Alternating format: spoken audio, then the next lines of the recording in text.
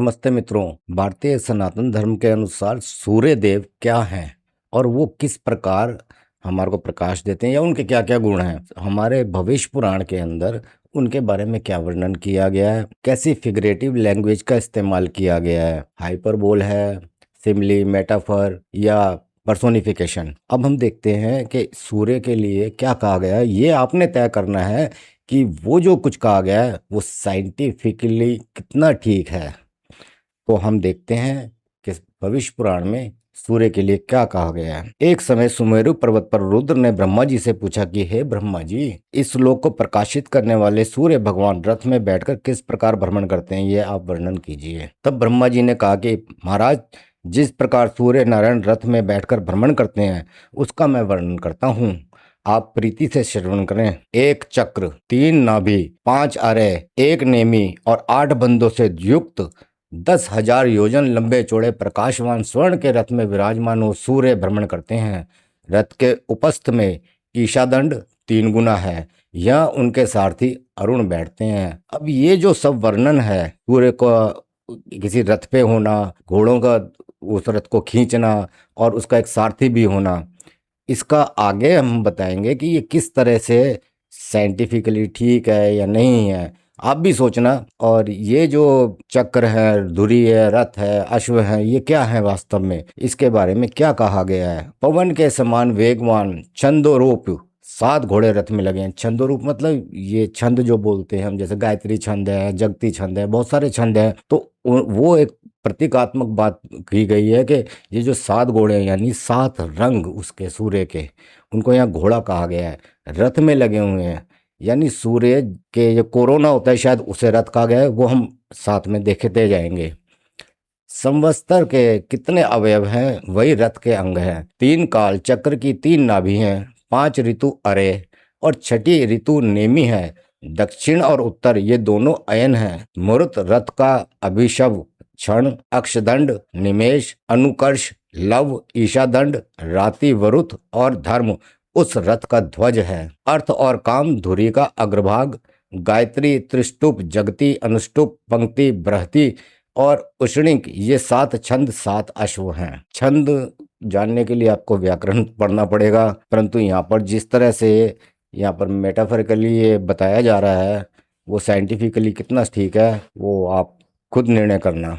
और यहाँ पर जो सूर्य की गति के बारे में कहा जा रहा है वो धरती पर रहते हुए ये वर्णन किया जा रहा है, क्योंकि हम धरती पर रहते हैं तो हमें सूर्य चलता हुआ दिखाई देता है पूरब से पश्चिम की ओर। ये कहीं अंतरिक्ष में से नहीं किया जा रहा है, इसलिए यहाँ पर सूर्य को गतिमान बताया जा रहा है। धुरी पर चक्र घूमता है और वह धुरी ध्रुव में लगी है। ऐसे रथ में बैठकर सूर्य नारायण आकाश में भ्रमण करते हैं। एक चक्र का रथ है और कई और अश्व लगे हैं। दाहिने युग और धुरी में ऋग्वेद तथा यजुर्वेद धारण किए हैं। 2 रश्मि अर्थात घोड़ों की बाग युग में बंधी है। उत्तरायण में वे रश्मि कम हो जाते हैं और दक्षिणायन में बढ़ जाते हैं। यहाँ पर आपने देखा होगा जब हमें दिखता है कि सूर्य दक्षिणायन हो गया है यानी पृथ्वी दूसरी ओर झुक गई है। एक्चुअली यहाँ पर पृथ्वी झुक रही होती है जिसके कारण हमें सूर्य लगता है दक्षिणायन या उत्तरायण हो गए हैं। और यहाँ पर ऐसा कुछ नहीं है कि सूर्य इधर उत्तर में या दक्षिण में हो रहे हैं। ध्रुव के चारों ओर यह रथ भ्रमणता है।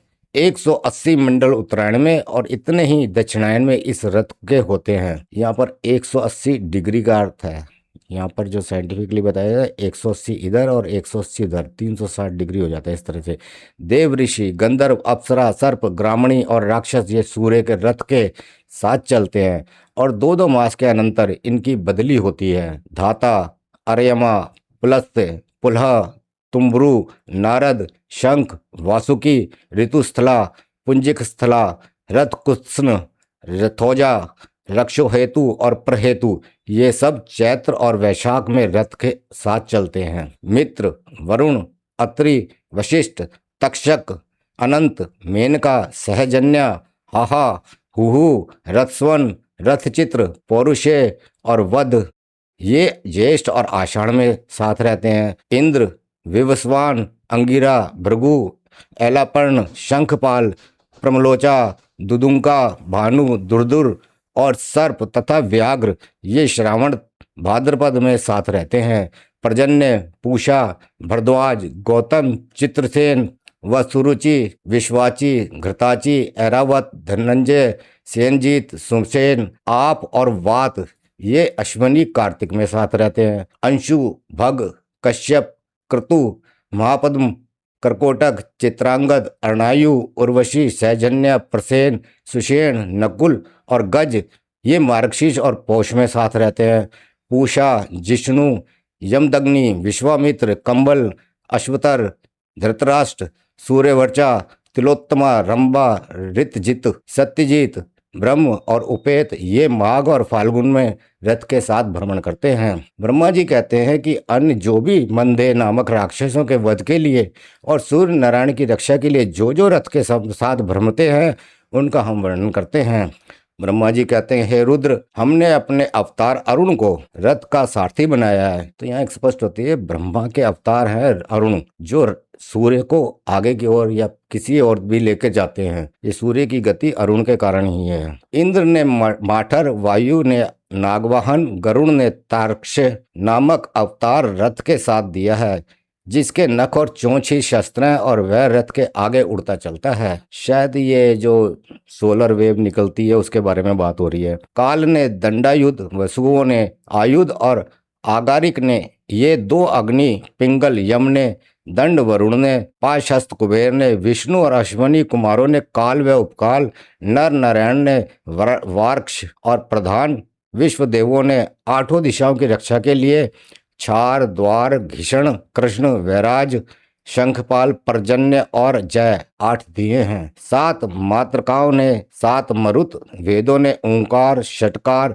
शिवजी ने विनायक, सब नागों ने मिलकर शेष और वासुकी, हे रुद्र, आपके पोषक नामक अपना गण रथ के साथ रक्षा के लिए दिया है। यहाँ हे रुद्र इसलिए कहा गया क्योंकि ब्रह्मा जी ये सब रुद्र को बता रहे हैं। ऐसा कोई देवता नहीं जो रथ के पीछे न चले, सब इनकी सेवा करते हैं।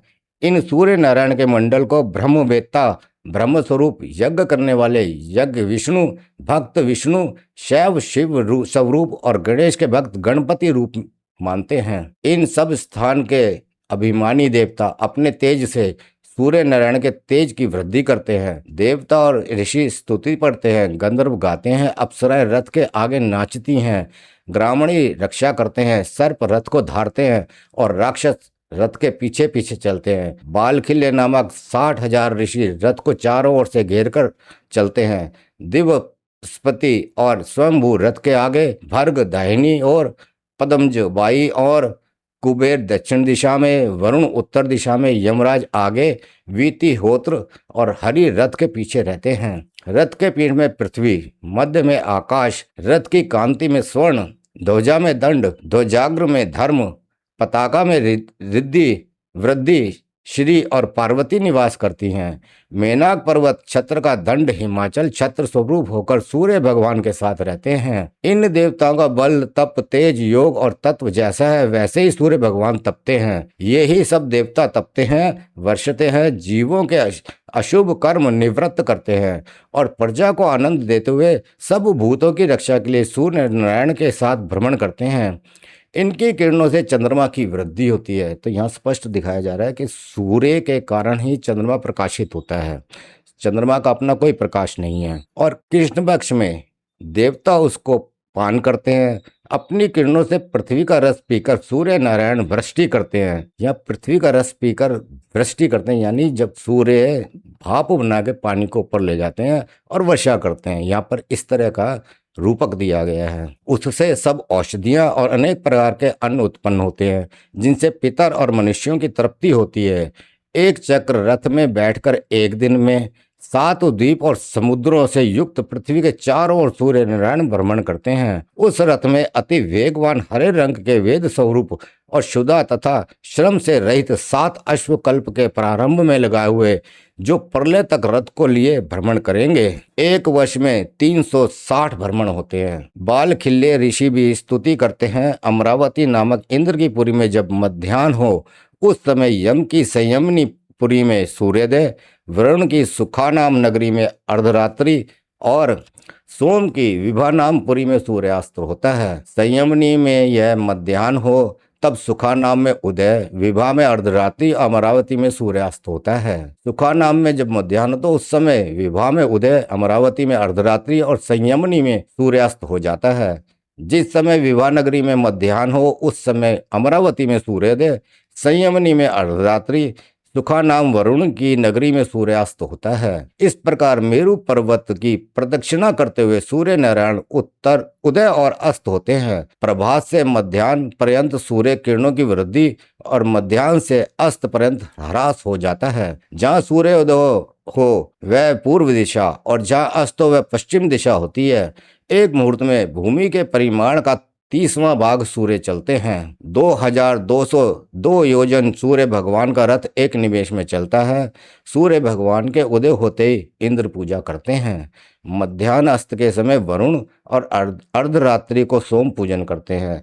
विष्णु, शिव, रुद्र, ब्रह्मा, अग्नि, वायु, निरृति, ईशान और सब देवता कल्याण के अर्थ सूर्य भगवान की आराधना सदा करते हैं। अब यहाँ पर सूर्य के कारण ऋतुएं कैसे बनती हैं और उनका फल क्या है वो बताया जा रहा है। रुद्र भगवान कहते हैं कि हे ब्रह्मा जी, आपने सूर्य नारायण का बहुत रोचक महात्म्य वर्णन किया, जिसके सुनने से हमें बहुत आनंद मिला। अब आप उसका प्रभाव कथन करें। रुद्र का यह वचन सुनकर ब्रह्मा जी कहने लगे, हे रुद्र, त्रैलोक्य का मूल सूर्य है। देवता, असुर, मनुष्य, इंद्र, चंद्र, ब्रह्मा, विष्णु, शिव आदि जितने देवता हैं सब में इनका ही तेज है। अग्नि में दी हुई आहुति सूर्य भगवान को पहुंचती है। वे वृष्टि करते हैं, वृष्टि से अन्न होता है, अन्न से प्रजा का जीवन है। सूर्य से जगत की उत्पत्ति होती है और सूर्य में ही सृष्टि का विलय होता है। ध्यान करने वाले इनका ही ध्यान करते हैं। मोक्षार्थी पुरुषों के लिए मोक्ष स्वरूप है। जो सूर्य भगवान ना हो तो क्षण, मुहूर्त, दिन, रात्रि, पक्ष, मास, ऋतु, अयुत, वर्ष, युग आदि काल विभाग ना होने से जगत का कोई व्यवहार ना चले। ऋतुओं का विभाग न हो तो फिर फल, मूल, खेती, औषधि आदि कैसे उत्पन्न हो। इनकी उत्पत्ति बिना जीवों का जीवन किस प्रकार हो। इस प्रकार इस संसार का मूल सूर्य भगवान है। सूर्य भगवान बहुत तपे, परिवेश हो और फिर किसी प्रकार की विकृति हो तो वृष्टि होती है।